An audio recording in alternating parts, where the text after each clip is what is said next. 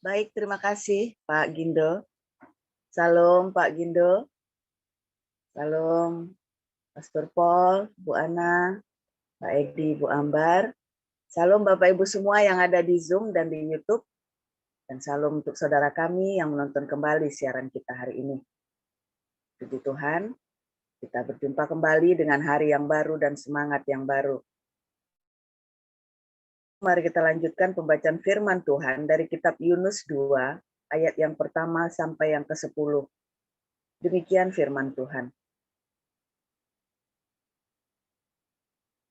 Berdoalah Yunus kepada Tuhan, Allahnya, dari dalam perut ikan itu. Katanya, dalam kesusahanku aku berseru kepada Tuhan. Dan Ia menjawab aku.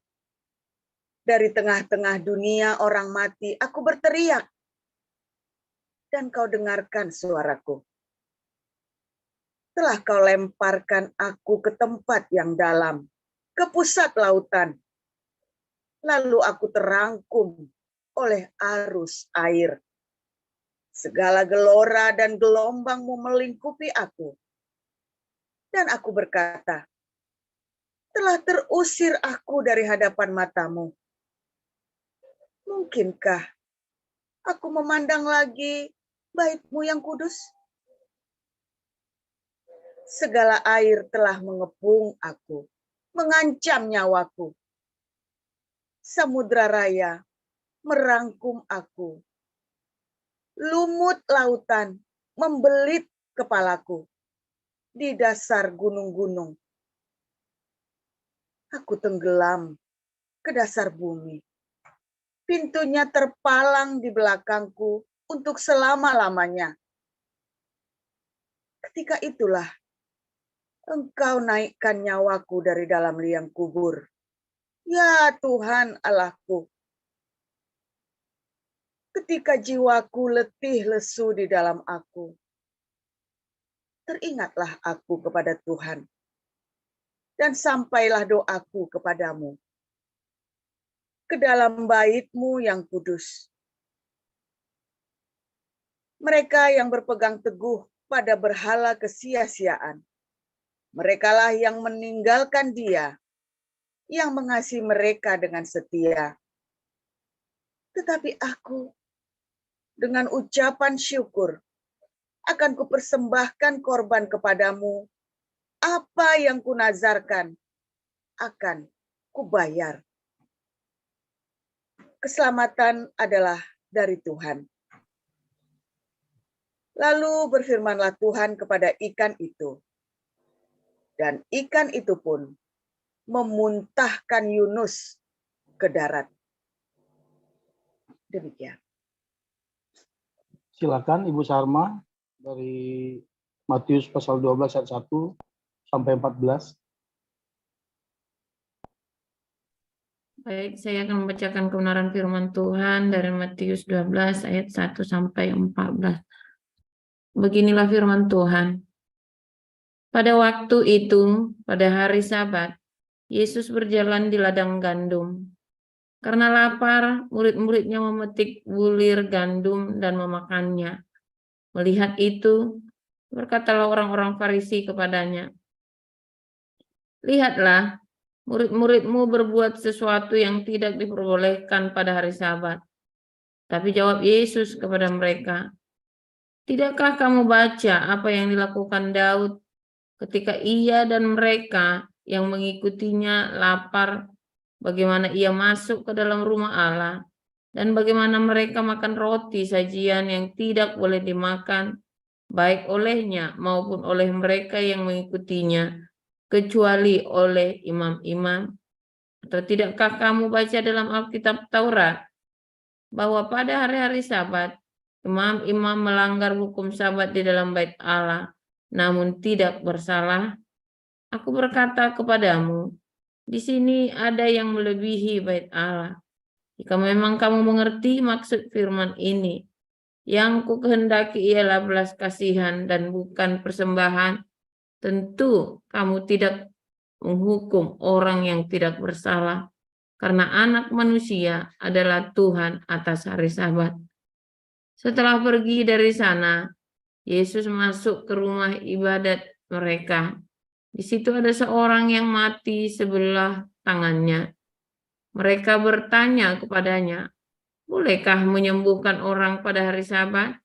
Maksud mereka ialah supaya dapat mempersalahkan dia. Tapi Yesus berkata kepada mereka, "Tidak, jika seorang dari antara kamu mempunyai seekor domba, dan domba itu terjatuh ke dalam lubang pada hari Sabat, tidakkah ia akan menangkapnya dan mengeluarkannya? Bukankah manusia jauh lebih berharga daripada domba? Karena itu boleh berbuat baik pada hari Sabat."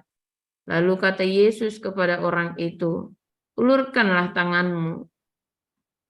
Dan ia mengulurkannya, maka pulihlah tangannya itu dan menjadi sehat seperti tangannya yang lain. Lalu keluarlah orang-orang Farisi itu dan bersekongkol untuk membunuh dia.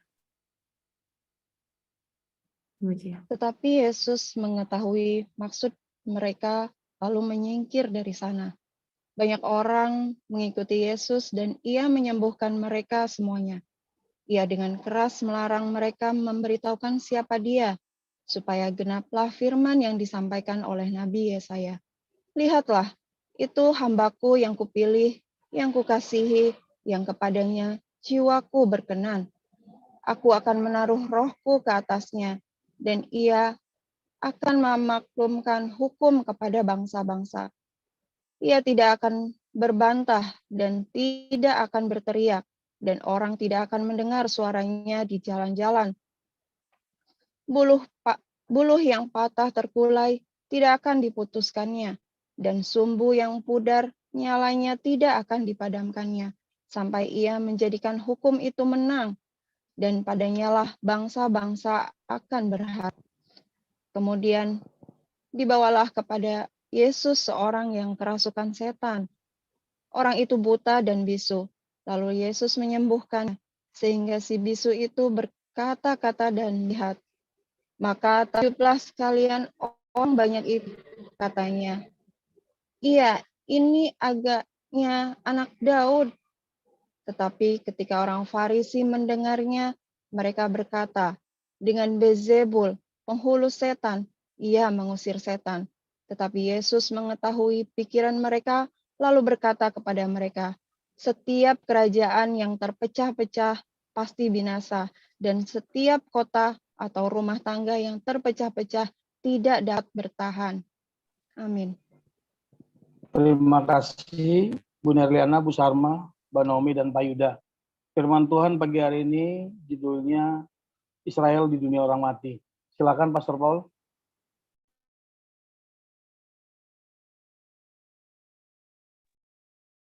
Haleluya, luar biasa. Firman Tuhan selalu baru setiap hari bagi kita semua yang menanti-nantikan Tuhan. Ya, dengan hatikfah, dengan pengharapan, saudara ya. Karena banyak orang datang ke sini blank mau ngapain ya adalah daripada nganggur. Ya udahlah, karena disuruh, gimana lagi. Tapi berbahagialah orang yang datang ya dengan sebuah hatikfah, yang dengan sebuah pengharapan. Saudara, ketika kita belajar firman Tuhan tadi malam ya, saya cerita bagaimana kamu punya hatikfah. Bagaimana kita bisa punya hatikfah ini, saudara?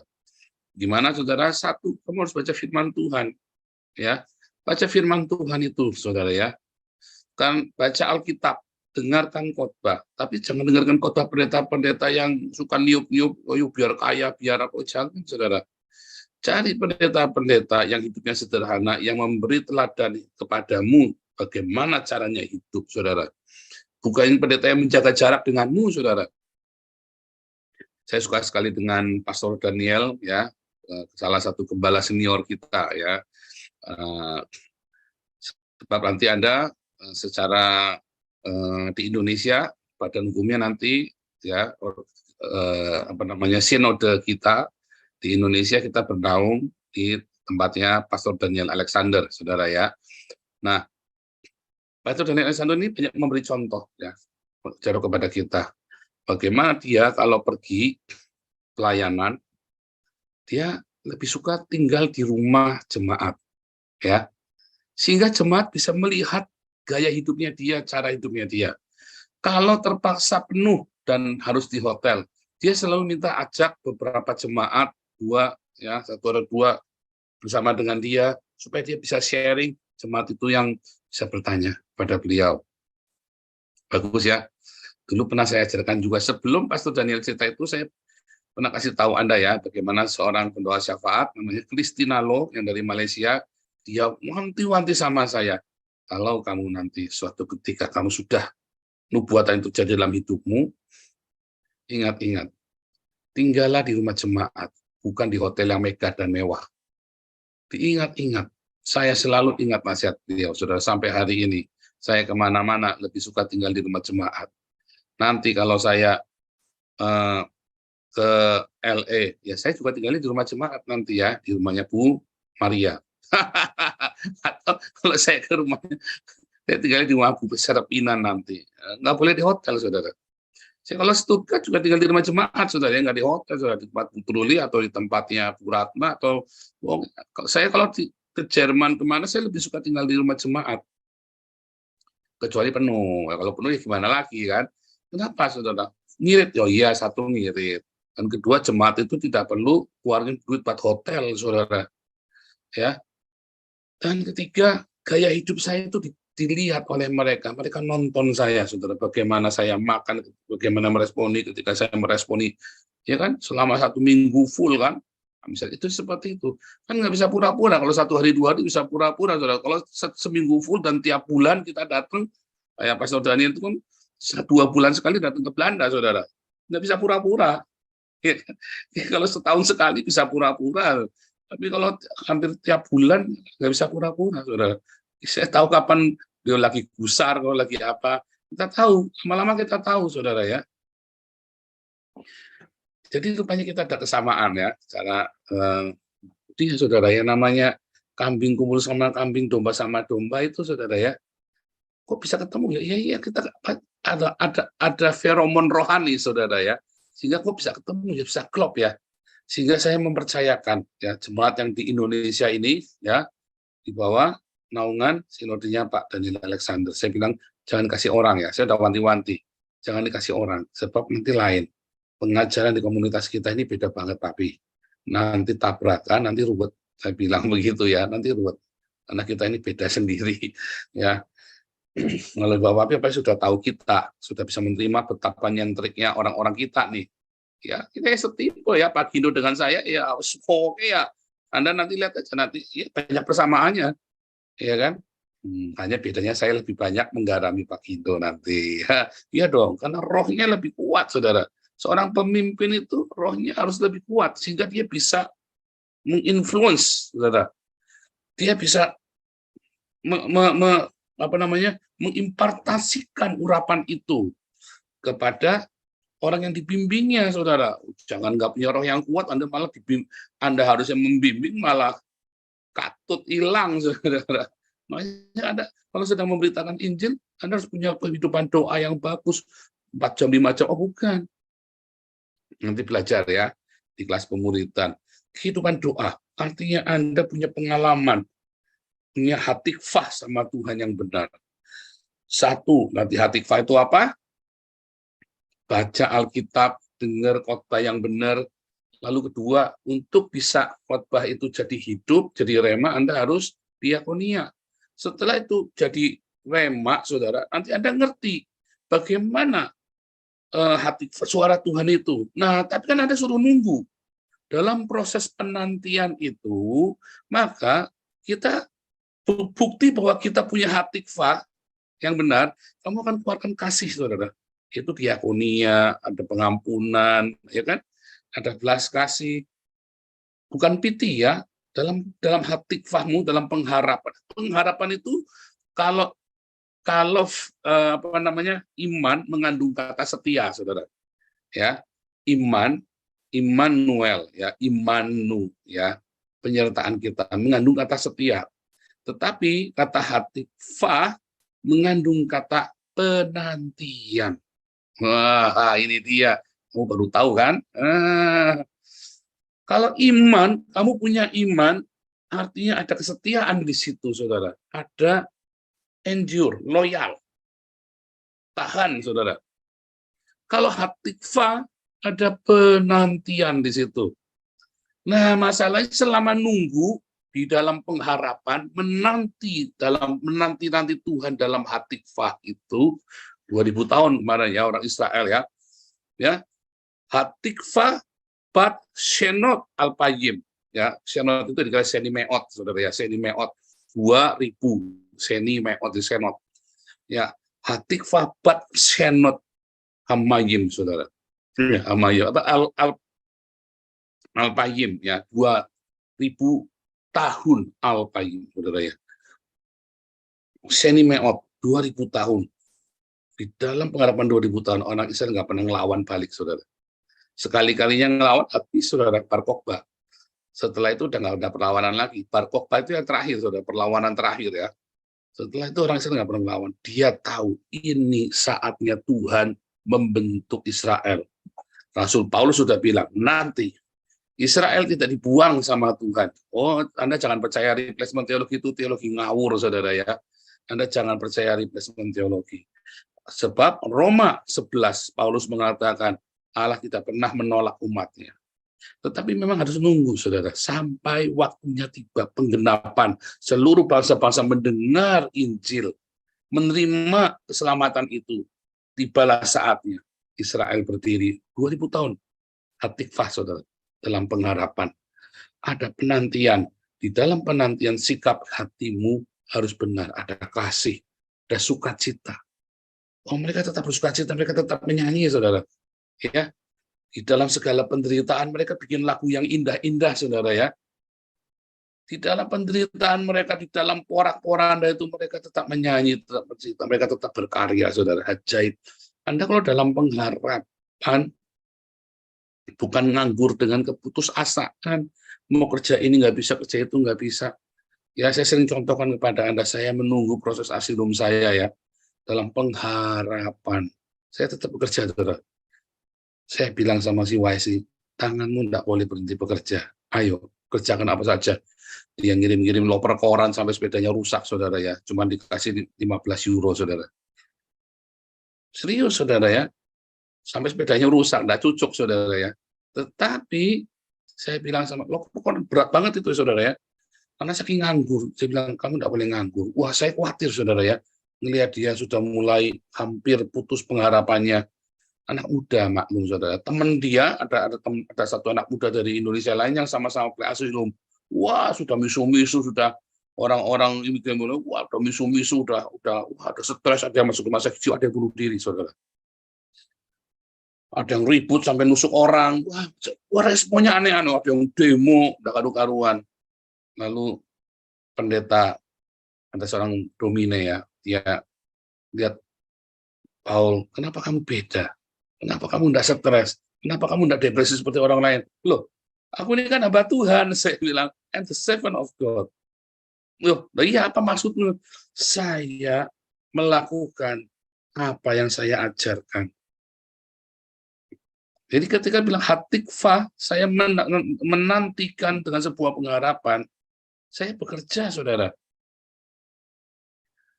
Makanya di dalam penantianmu, dalam pengharapanmu, jangan nganggur, jangan blak-blok, saudara. Stres kamu nanti akhirnya gratil, tetangga hamil, saudara. Kamu nganggur, malah tetangga hamil, kan pusing, saudara. Kamu yang nganggur, tetangga hamil, suaminya bingung. Kan suaminya bingung, suaminya kerja di kapal, pulangnya 2 tahun sekali, ya, kok bisa hamil kamu? Oh itu Pak, sama si ini Pak, loh. Itu kan nganggur, itu pengangguran. Nah, iya, karena nganggur jadi ngerjain saya, Pak. Repot, saudara. Jangan, saudara. Hati-hati, saudara. Jangan nganggur, saudara. Daud nganggur, bikin dosa, gratis, saudara. Pengen bini orang, saudara. Serius, ya. Jangan nganggur, saudara. Jangan pernah tanganmu nganggur. Dalam penantian pengharapan pemulihan hidupmu, jangan berhenti kerja. Walaupun capek, walaupun tidak hasilnya, nggak boleh. Kakak saya sering cerita kakak saya ini orang hebat, saudara. Saya bilang kakak saya nih ya. Waduh, saudara, dalam segala sakitnya, dalam kurang, penghasilannya kurang, dia tetap kerja. Tetap kerja, saudara. Sampai anaknya kasihan ya. Anaknya lihat papanya kerja, saudara. Aku kasihan sama papa. Cek, manggil aku, cek kan. Aku kasihan sama papa. Dia bilang, lo kasihan kenapa? Iya, sakit-sakit kerja. Loh, bagus. Tak bilang gitu. Harus, laki-laki harus begitu. Saya bilangin ya. Wah, saya langsung deg-deg, saudara ya. Aduh, saya bilang, paling tidak kamu kasih teladan sama anakmu, saudara. Nggak boleh nganggur. Ya kan? Ya, sekalipun ada bantuan, nggak boleh nganggur tetap, saudara. Itulah penantianmu. Dalam penantian kamu nggak boleh nganggur. Bukannya terus kamu nabrak sana, utang sini nganggur. Nggak nganggur, Pak, tapi saya tipu sana, tipu sini, nabrak sana, nabrak sini. Nggak boleh juga. Namanya kamu tidak menantikan Tuhan. Di dalam hati kamu ada sukacita, saudara. Ada kebahagiaan, ada damai sejahtera. Jangan bikin ribut sama orang. Malakin orang, malah ya lagi nganggur. Yang nganggur, orang kalau pengangguran kan gosip sana, gosip sini, hari ribut, saudara. Nggak bikin damai sejahtera. Makanya ketika kamu lagi nganggur, saya bilang apa, saudara? Kamu nganggur, kamu terima sembako, puasa, saudara. Puasa, makan sehari sekali, sampai Tuhan kasih pemulihan buat hidupmu. Serius, saudara. Itu yang saya lakukan, setahun saya nganggur, saudara. Nganggurnya saya itu nulis buku loh, saudara. Saya jadi 2 buku loh itu, saya nulis buku. Nganggurnya saya nulis buku, saudara. Dan saya puasa. Ya ada mujizat. Ya Tuhan kirim makanan, Tuhan kirim, Tuhan selalu sediakan, saudara. Dan dari buku ini saya kemudian bisa keliling dunia, ya, ke Hong Kong, Singapura, ya, keliling Indonesia, keliling dunia, saudara ya. Serius, saudara ya. Anda bayangin ya, orang nganggur bisa keliling dunia, saudara. Ya, nah, kenapa, saudara? Karena hati kafah itu dengan benar punya pengharapan. Nganggurnya saya itu bukan nganggur-nganggur. Saya nulis, saya puasa, saudara.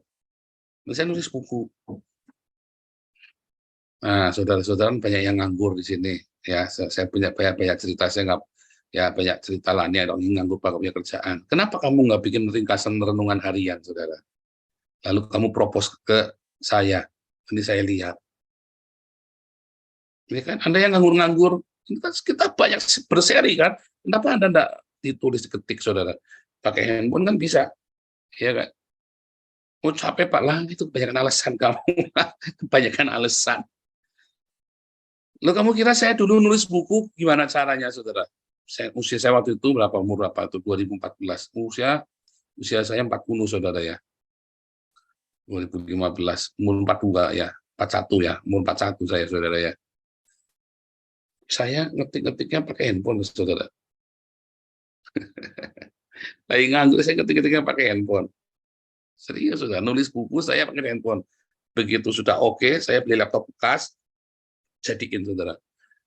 Pustakanya dari mana? Tak kasih tahu, saudara ya. Saya pergi ke Gramedia, duitnya nggak punya. Saya cuma baca, tak fotoin satu-satu sampai dimarahin sama satpamnya, saudara. Serius, saudara. Bukunya kan mahal-mahal, itu Susan Wise, Daniel Senhel, itu harganya bukunya di atas 300.000 semua, saudara. Ya, gimana caranya saya dulu? Gramedia saya baca. Ya, kalau misalnya udah kepanjangan, nggak bisa dicatat kan, tak foto, saudara. Tapi biasanya saya bawa pulpen, tak catatin, saudara. Karena di perpustakaan kami nggak ada buku-buku baru itu semuanya, Susan Wise, Daniel Senhel, ya, bukunya Quraisy Shihab, ya kan, Sirat Nabi Muhammad itu ya, itu yang katanya yang bunuh Utsman itu, yang mungkin bunuh Utsman itu anak-anaknya Ali bin Abi Thalib, suruhannya Ali bin Abi Thalib. Itu saya baca dari Gramedia, saudara ya, nggak main-main. Saya tiap hari nongkrongnya di Gramedia, ya, seluruh Gramedia. Ya, saya datang ada 5 atau 6 Gramedia itu. Saya pindah-pindah, saudara. Saya pindah-pindah, naik motor. Saudara. Banyak cara, saudara. Ya, banyak cara. Walaupun saya untuk nggak properti yang enggak kan, saya nggak suka ngotot, saya rapi juga. Orang kan kalau mau dibuka dibaca dulu dalamnya sama saja kan. Nah, bedanya saya sambil baca sambil nyatet, saudara.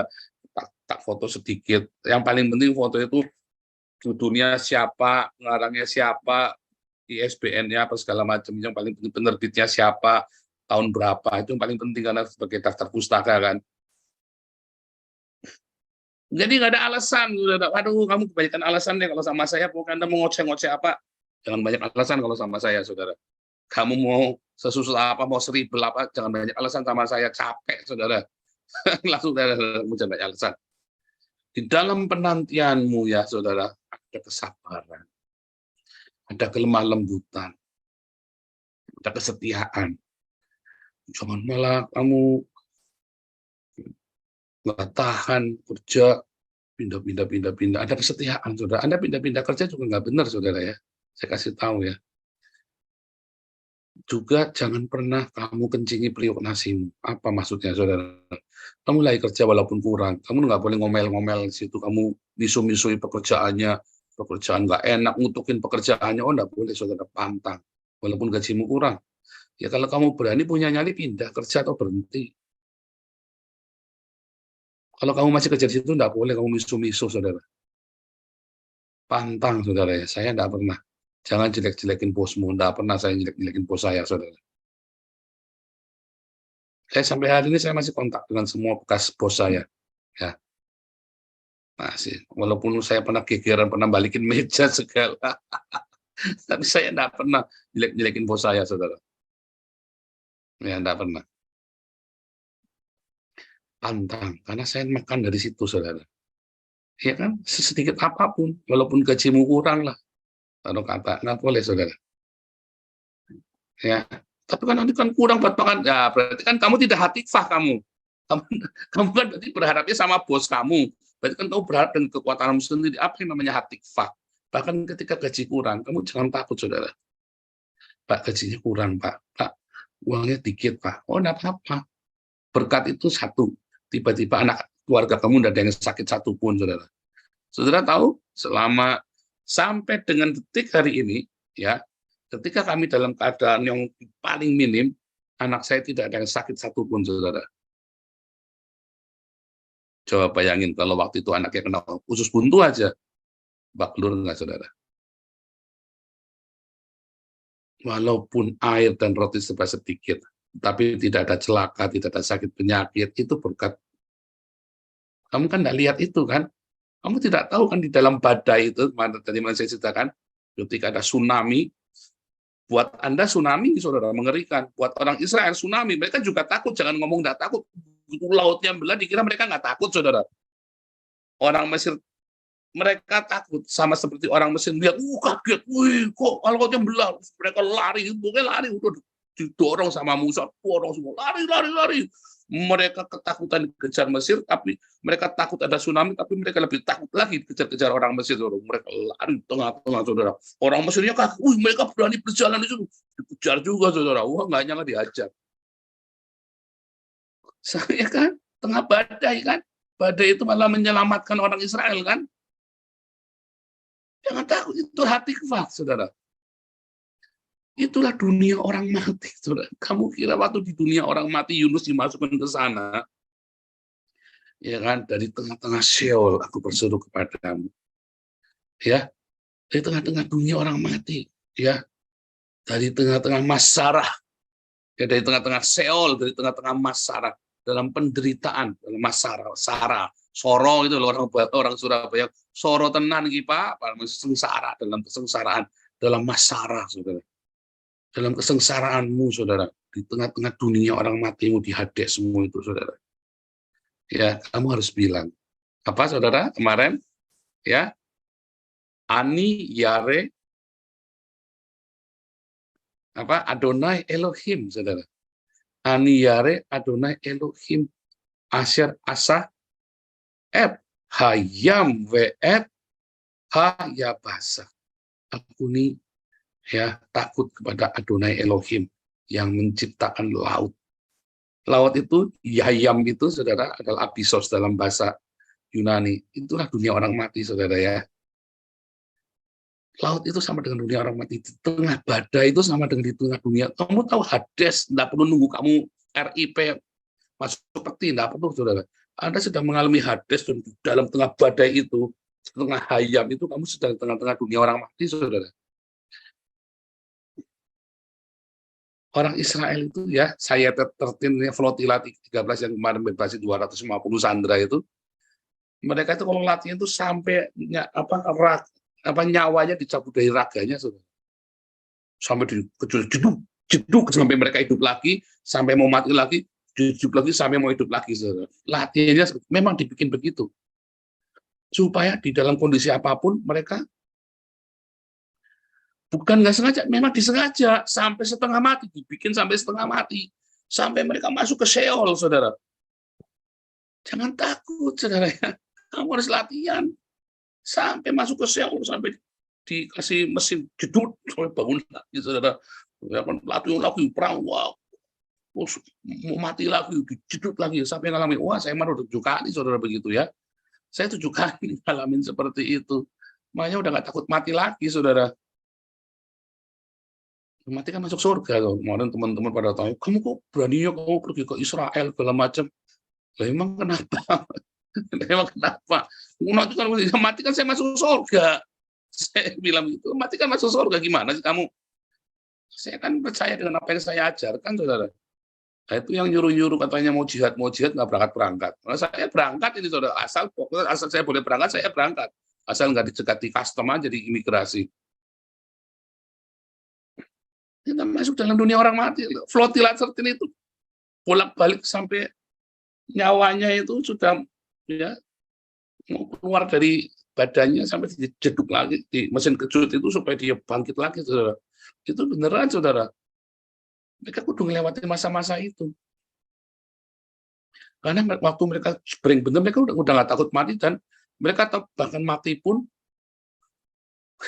syukur-syukur masih bisa dipanggil, saudara, dipakai mesin kejut supaya bisa bangun.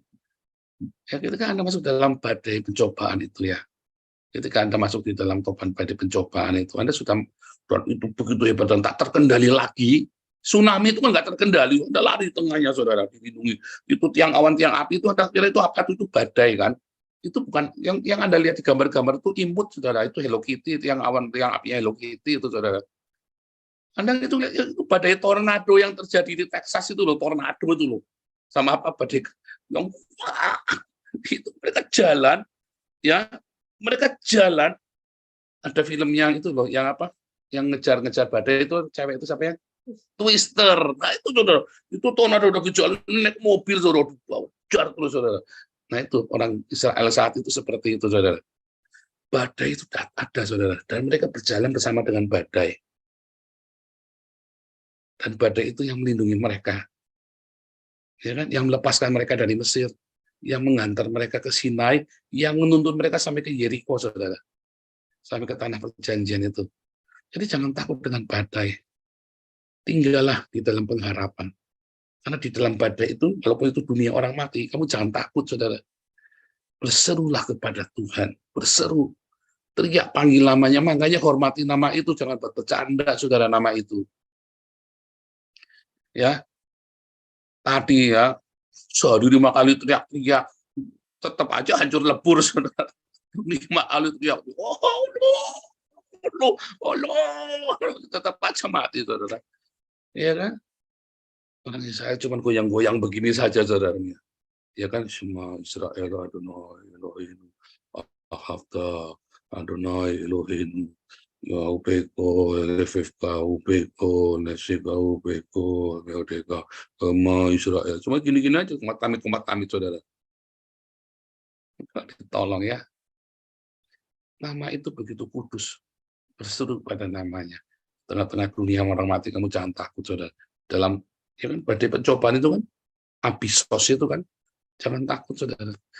Jangan tenging-tenging juga, nggak usah ngapain tenging-tenging, nggak usah panik. Begitu tombol paniknya kamu pegang, habis kamu, saudara.